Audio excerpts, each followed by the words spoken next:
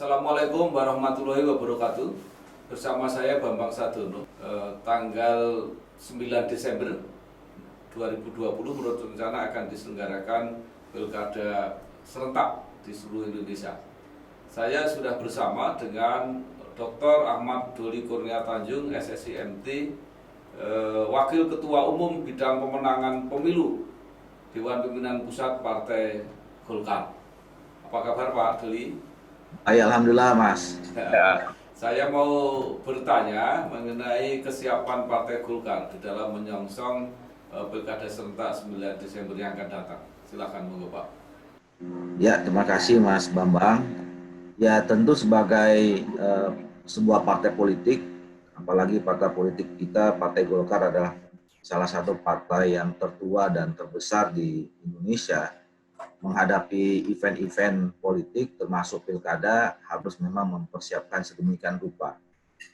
Kami sudah menyusun beberapa tahapan-tahapan, ya. Jadi sebetulnya ada kalau dalam proses seleksi penetapan bakal pasangan calon itu ada 5 tahap sebetulnya, Mas Bambang. Yang pertama adalah tahap penjaringan. Nah, tahap penjaringan ini sebenarnya sudah dilakukan ya kira-kira mulai dari bulan Oktober, bulan November ya. Jadi kami meminta kepada setiap jajaran partai sampai tingkat bawah, terutama di kabupaten kota, untuk melakukan proses penjaringan yang itu harus melibatkan di tingkat kecamatan maupun desa dan kelurahan. Jadi diinventarisir dulu nama-nama yang berkembang, nama-nama yang diusulkan oleh jajaran partai paling tingkat bawah. Nah, kemudian dirumuskan di kabupaten kota itu menjadi 5-10 nama. Nah, kemudian 5-10 nama ini diajukan ke provinsi. Di provinsi kemudian di-exercise lagi. Kemudian ada beberapa daerah yang kami persilakan untuk melakukan semacam fit and proper test yang melibatkan juga anggota masyarakat di luar partai politik untuk menjadi pengujinya. Nah, kemudian dikerucutkan menjadi 3-5 nama.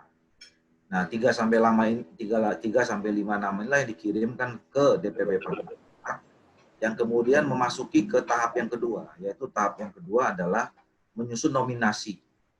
Ya, tahap nominasi.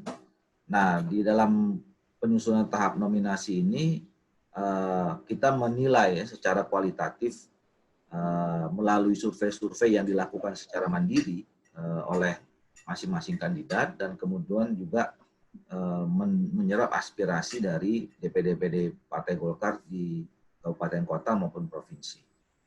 Nah, setelah disusun nominasi, kemudian di tahap berikutnya kami memberikan semacam surat penugasan kepada orang-orang yang sudah kita nominasikan.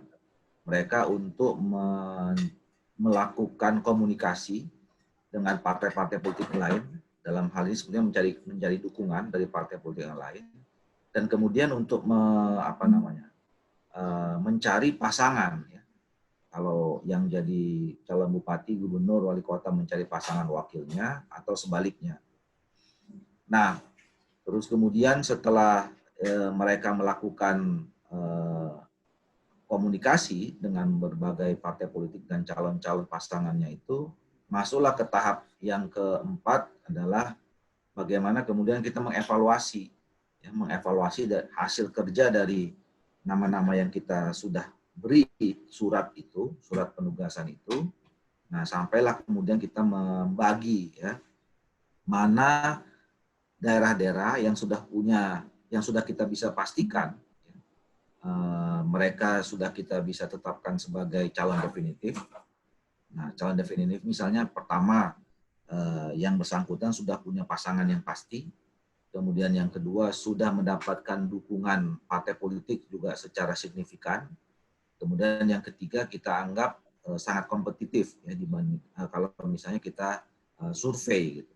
Nah, hari-hari ini adalah tahap-tahapan yang keempat ini. Jadi kami di DPP sudah melakukan rapat 3 kali. Karena DPP juga sudah membentuk dalam menghadapi pilkada serentak 2020 ini, DPP sudah membentuk tim seleksi, ya, tim seleksi pilkada, atau tim 14 namanya, langsung dipimpin oleh Ketua Umum. Nah, kami sudah rapat 3 hari mulai dari hari Minggu yang lalu. Kami sudah tetapkan ada 153 daerah yang sudah kita definitifkan, dan sekarang dalam proses administratif, ya. Kami akan menerbitkan SK dalam minggu ini, dan nanti nama-nama yang sudah kita tetapkan ini akan kami survei sekali lagi nanti pada bulan Agustus menjelang pendaftaran, dan nanti akan kita lihat apakah memang pasangan yang sudah kita definitifkan ini memang betul-betul sudah melakukan atau menerapkan strategi yang tepat atau tidak. Kalau suara atau hasil survei nanti tidak berubah secara drastis, itu nanti memasuki tahap yang kelima, yaitu kita berikan atau kita tangani formulir B1 KPK untuk didaftarkan di KPU. Nah, sementara daerah-daerah yang sampai sekarang kita belum definitifkan, itu insya Allah nanti kita akan melakukan survei yang dimulai besok, hari Senin, untuk mengetahui, ya, nanti kita mengambil keputusan kira-kira 2 minggu lagi, sisa daerah itu mana yang akan kita putuskan sebagai pasangan. Jadi misalnya daerah-daerah ini yang kita lihat, kalau di satu daerah itu masih ada 2 pasang atau 2 kader, kira-kira masih sama lah ininya, itu nanti akan kita putuskan melalui survei. Ya, Pak Doli, untuk Partai Golkar ada nggak kebijakan khusus mendahulukan kader atau lebih pokoknya yang penting elektabilitasnya tinggi gitu? Oh ya, sebetulnya ada beberapa prinsip utama kita sejak awal menyampaikan persiapan yang dilakukan oleh Partai Golkar. Prinsip yang pertama itu adalah kita memang memberikan kesempatan atau memprioritaskan kader asli Partai Golkar, kader murni asli Partai Golkar yang akan kita usung sebagai calon kepala daerah. Tentu ini ada catatannya, ya. Tentu kader-kader atau tokoh-tokoh pimpinan Partai Golkar yang kita usung yang harus juga mempunyai popularitas dan elektabilitas yang memadai, yang cukup, gitu ya.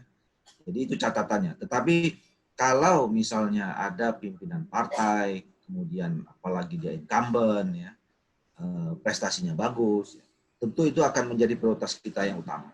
Itu prinsip yang pertama. Prinsip yang kedua adalah ini selalu juga dikampanyekan oleh ketua umum kita dan kami di DPP, bahwa di dalam menghadapi Pilkada serentak tahun 2020 ini, Partai Golkar memastikan tidak ada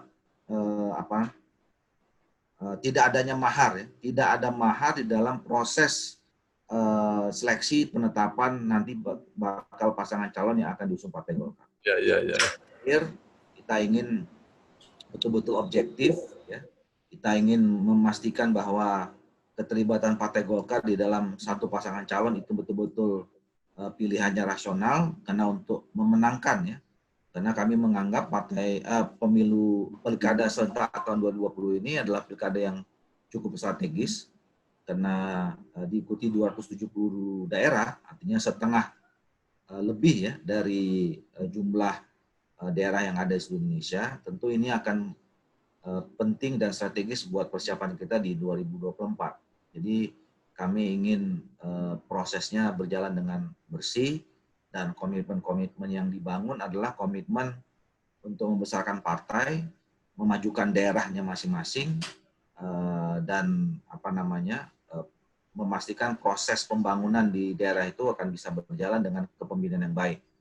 Nah, prinsip yang ketiga adalah kami juga dikasih target untuk memenangkan pilkada ini 60%.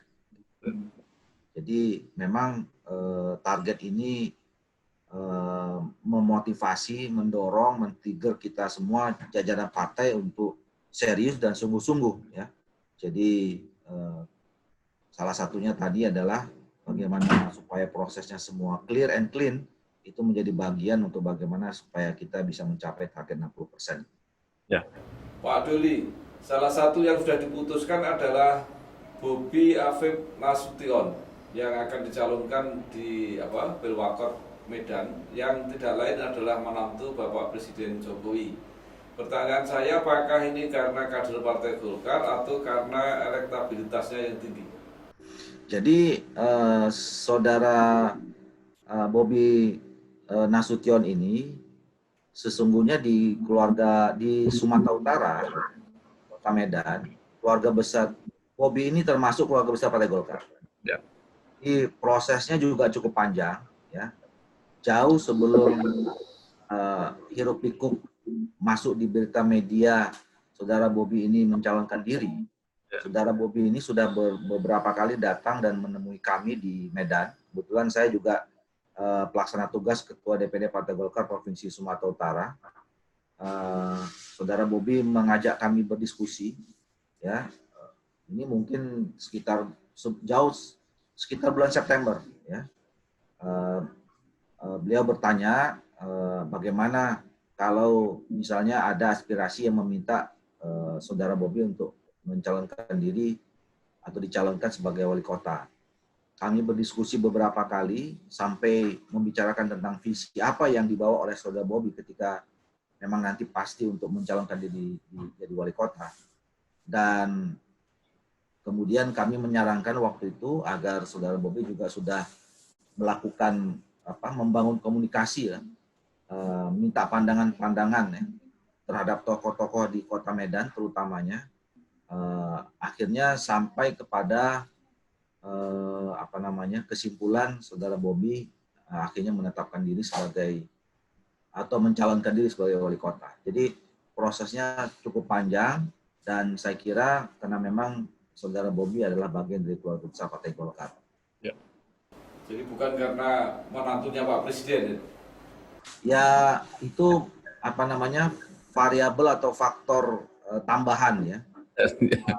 Yang tentu itu adalah bagian juga yang tidak bisa kita nafikan, ya. Artinya modal sebagai menantu presiden, mudah-mudahan itu juga akan menambah kekuatan, ya, untuk bisa memastikan memenangkan pertarungan nanti di pilkada.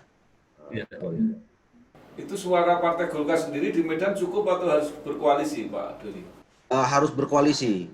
Jadi ya itu juga dengan kita calonkan Pak Bobi dari awal, sebetulnya buat Partai Golkar secara tidak langsung ini menjadi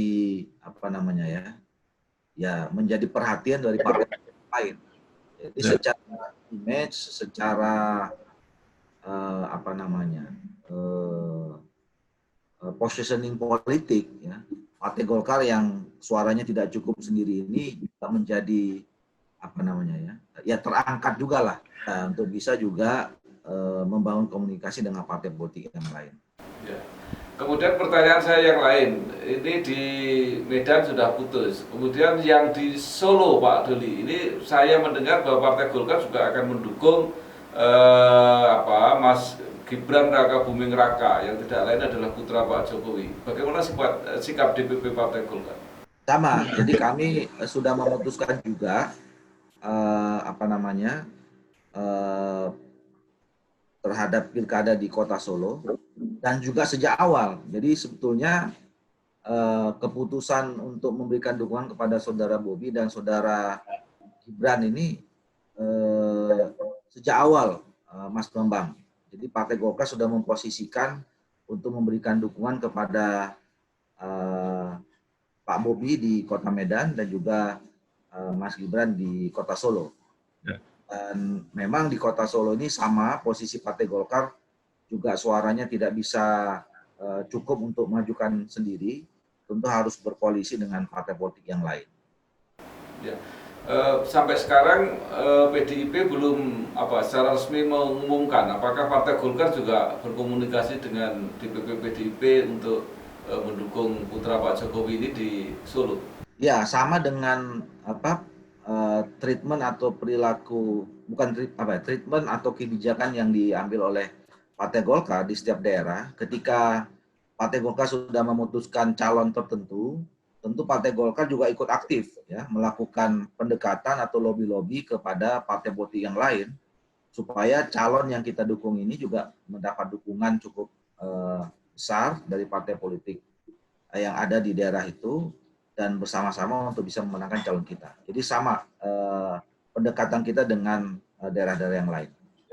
Terakhir, kalau feeling Pak Doli gimana? Kira-kira yang didukung Partai Golkar baik Mas Bobi maupun Mas Gibran ini lolos apa enggak untuk nyalon? Untuk sebagai calon? Ya.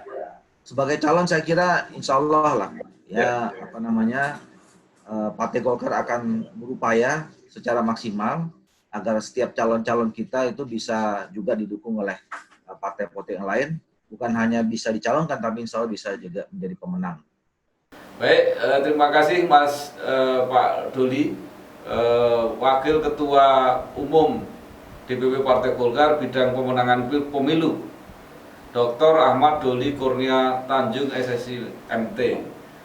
Terima kasih atas penjelasannya, mudah-mudahan ini bermanfaat untuk kita semua. Terima kasih. Assalamualaikum warahmatullahi wabarakatuh.